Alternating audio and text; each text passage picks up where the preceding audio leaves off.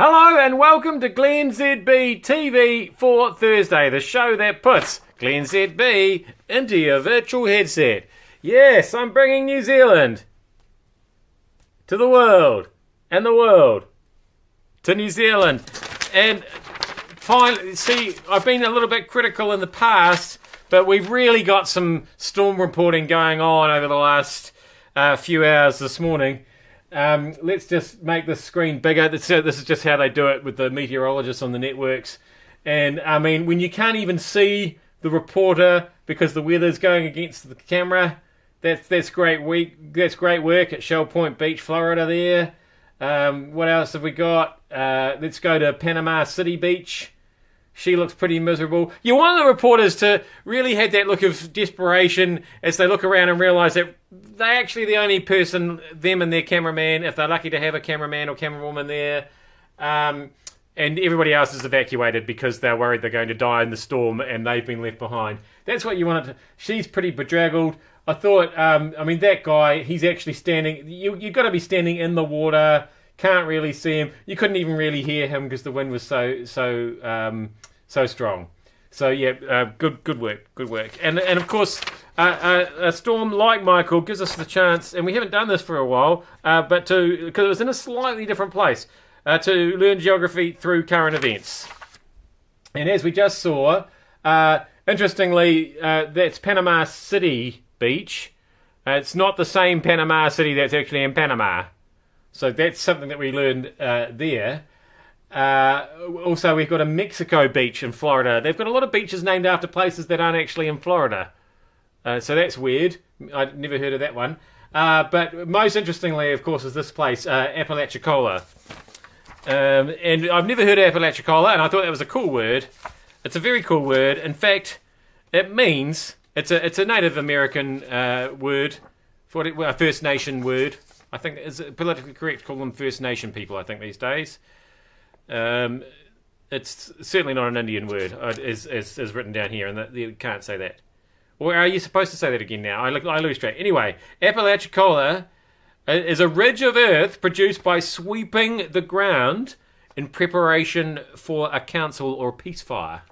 So if you've ever wondered what that was called, when you just sort of clear a space and you make a little mound. I know you've just been thinking, I wish there was a word for that.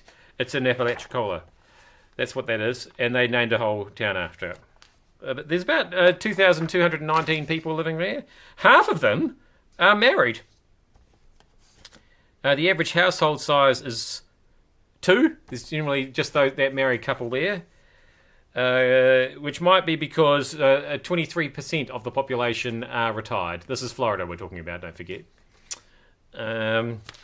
And the average commute time in Apalachicola is a massive 15 minutes. Okay, so not a massive traffic crush there. Might be a different story today. What? Oh, I'll tell you what. I also looked up fun things to do in Apalachicola, and I'm really hoping that you can still go to the Apalachicola Sponge Company, which is the 4th most fun thing to do on this list here anyway. Not only do they sell natural sea sponges, but also handmade goat's milk soap. So yeah, I hope that hasn't blown away, that place. Now, I've just got one more point of interest on the Michael situation. We also had Jennifer Grey doing the weather on CNN, and which is good because I've been wondering what had happened to her since that. That was the last time there was a weather-related incident going on. The old Dirty Dancing there.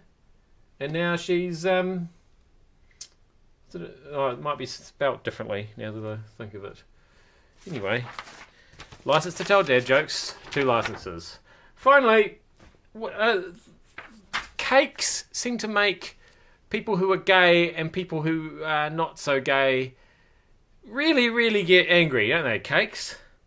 Because obviously we had the very famous American cake situation, and I would have thought that would have taught us by now that you can't get a gay cake made by somebody who doesn't want to make a gay cake.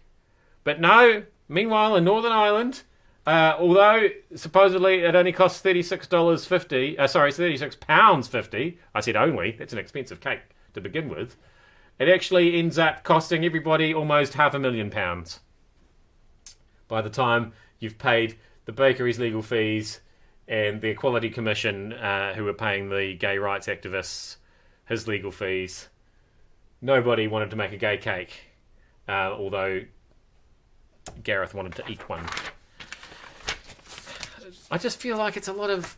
I mean, I get it. Cakes are delicious, but it's not like it's cheese and crackers, you know what I mean? It's not a cheese board. Now, a gay cheese board, I could get excited about that. But let's just not get so angry about cakes. You never have this problem with florists. That's what I notice. Florists, they seem to be happy to make gay bouquets. I don't know why that is. And hairdressers seem to be happy to do the gay hairdos as well. Interesting, isn't it? And yet, bakers, very anti the gay cakes. What is that about? I am glennzb. Thank you so much for having me in your virtual headset. Keep it gay. See you tomorrow.